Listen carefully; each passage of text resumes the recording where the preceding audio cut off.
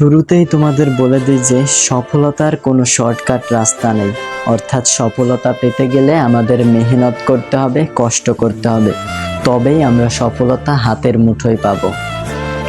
সফলতা একদিনে, এক সপ্তাহে বা এক মাসে কেউ পায় না বা পেয়েও থাকেনি। যারাই সফলতা পেয়েছে তারা হাজার বছর ধরে বা বছরের পর বছর ধরে কষ্ট করেছে এবং তার ফলেই তারা পেয়েছে সফলতা। এই পৃথিবীতে এমন কোনো রাস্তা নেই যার মাধ্যমে আমরা দ্রুত বা সহজে সফলতা পেতে পারি।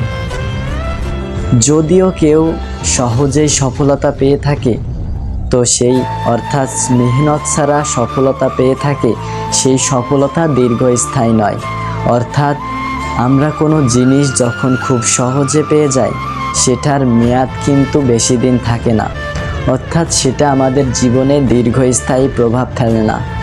তোমরা যদি একটু লক্ষ্য করো, অর্থাৎ তোমরা যাকে আইডল হিসাবে মানো, অর্থাৎ যার জীবন আদর্শে তুমি মুগ্ধ হও বা তুমি আশা পোষণ করো, সেই তারা কিন্তু একদিনে সফলতা পায়নি। তারা কিন্তু বছরের পর বছর, মাসের পর মাস কষ্ট করে গেছে এবং অবশেষে তারা ফল পেয়েছে। তোমরা যদি একটা উদাহরণ চাও, তো আমরা চিনি, অর্থাৎ চায়ে যখন চিনি যত বেশি দিই, চাটা কিন্তু ততই মিষ্টি হয়।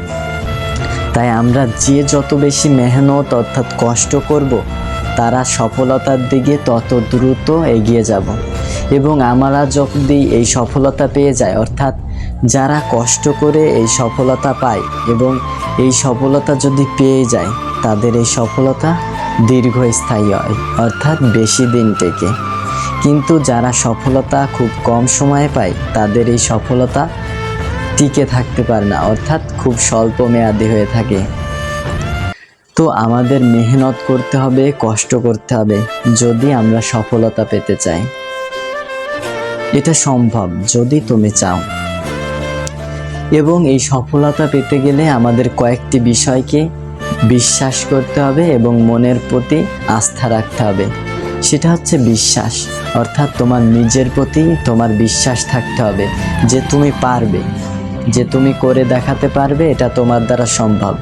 কিন্তু তুমি যদি নিজের প্রতি বিশ্বাস না রাখো, তাহলে সৃষ্টিকর্তা তোমার প্রতি কিভাবে বিশ্বাস রাখবে? সেটা একবার নিজেই ভেবে দেখো তো। তুমি নিজের প্রতি বিশ্বাস করতে পারছো না, তবে সৃষ্টিকর্তা কিভাবে তোমার উপর বিশ্বাস করবে? তো আরেকটা যে বিষয়, তা হচ্ছে ধৈর্য।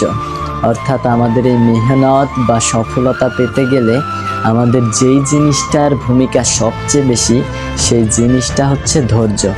ইংরেজিতে যাকে বলে প্যাশন। অর্থাৎ এই ধৈর্য যদি আমাদের কারো মাঝে না থাকে, আমরা কিন্তু কেউই সফলতার দ্বারে গিয়েও চলে আসব। অর্থাৎ আমরা সফলতার যে দরজা বা দ্বার রয়েছে, সেখান থেকে ঘুরে আবার চলে আসব সেই নিচে। তাহলে আমাদের কি লাভ হলো? সেই জন্য আমাদের ধৈর্য পোষণ করতে হবে। অর্থাৎ ধৈর্যশীল যারা আছে, তারাই কিন্তু জীবনে সফলতা পায়। তোমরা যদি একটু লক্ষ্য করে দেখো, যারা জীবনে সফল হয়েছে, তাদের কিন্তু প্রচুর পরিমাণে ধৈর্য ছিল, পেশেন্স ছিল, যার দরুন তারা আজকের এই বিশ্বে পরিণত হতে পেরেছে একজন প্রতিষ্ঠিত মানুষ হিসেবে। So that's for today. I will catch you in the next day. Allah Hafiz.